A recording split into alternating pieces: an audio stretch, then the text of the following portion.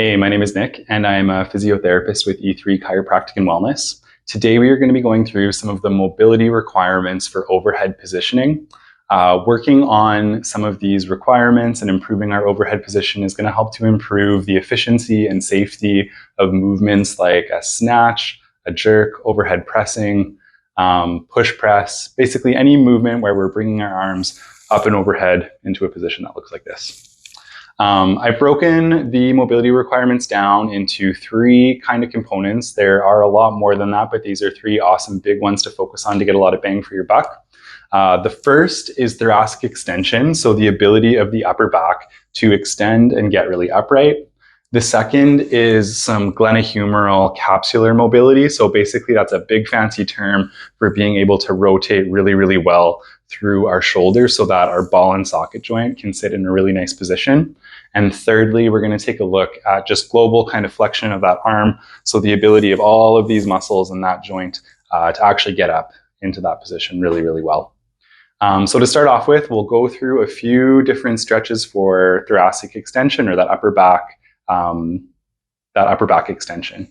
And so one of the exercises that I really like for this is a modification of a cat-cow position. So the traditional cat-cow position is hips over knees and shoulders over wrists. You can modify this by bringing your hips back towards your heels here. What this does is this kind of locks out your lower back, so it takes your lower back out of the equation so we can focus a lot more on that upper back and neck component. From here, you can move actively into flexion, so kind of bending at the neck and bending at the upper back to round your back as much as you can. And then with extension, this is what we're looking for that overhead position.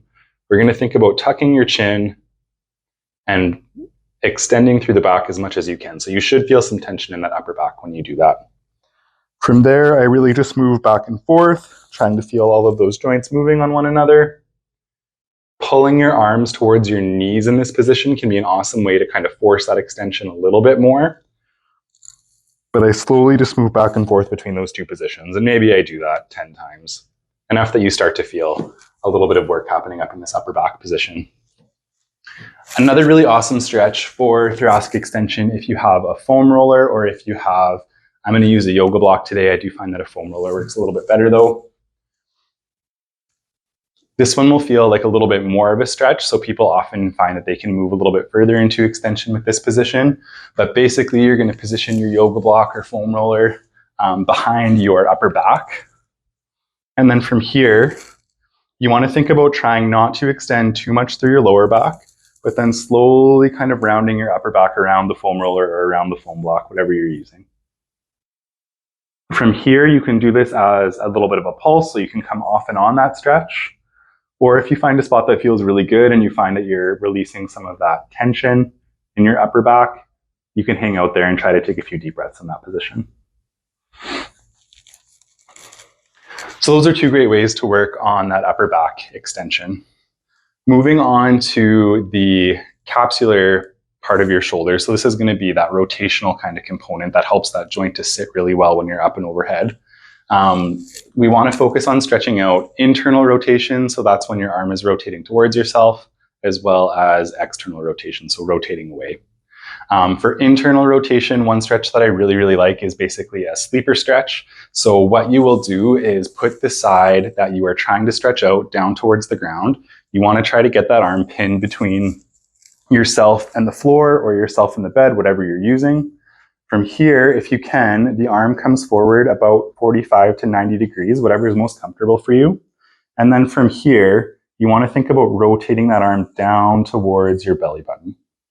You should feel a stretch on the top kind of backside of the shoulder wrapping around. Because this is a deeper part of the shoulder, it often feels a little bit different than other stretches, like when we're just kind of stretching out muscle. This can sometimes feel a little bit deeper and a little bit achier. In this position, about 1 minute to 2 minutes is the goal. You want to be gentle with yourself. You want to feel that stretch, but you don't want to feel any pain. And so you would do that on both sides. The opposite of that, so that was our internal rotation stretch for the shoulder capsule. We also want to do an external rotation stretch, so the opposite. One way that I find doing that can be a little bit easier is by using a dowel. And so any kind of stick at home works for this. Basically, what you're going to do is wrap that dowel around the back of your arm with your arm forward or a little bit out to the side, whatever is most comfortable for you. You're going to use that stick just to gently kind of push that shoulder into a little bit of external rotation. In this position, if you ever feel pain or if you ever feel instability in your shoulder, you don't want to push any further into that. But if you are just feeling that nice, gentle stretch through the shoulder, that's awesome. That's exactly what we're looking for. And so you would hold that for about the same, about 1 minute to 2 minutes if you can. And same as the last stretch, these are both going to help to stretch out a little bit more of that internal part of that shoulder joint to help it sit better when we're up overhead.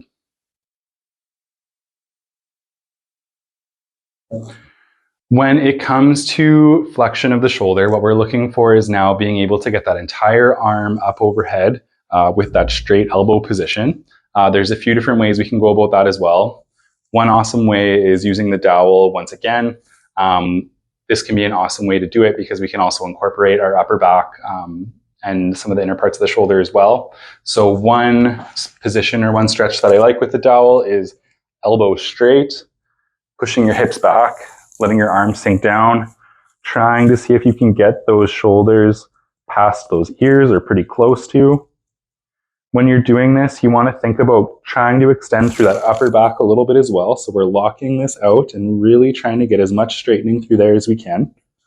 And you should feel a good stretch kind of coming down through the back of your shoulder, and you might even get down into the lats a little bit. You can play around with moving the dowel side to side. You'll feel a little bit more stretch into the lats when you do that, depending on what side you're going to. And same thing, whatever feels most comfortable for you. If it feels better to kind of pulse on and off to warm that area up, that's great. Generally, if we're looking to improve mobility and increase some of that tissue extensibility, it's better to hold for a longer time. So we're looking closer towards that 2-minute mark, if that is the goal.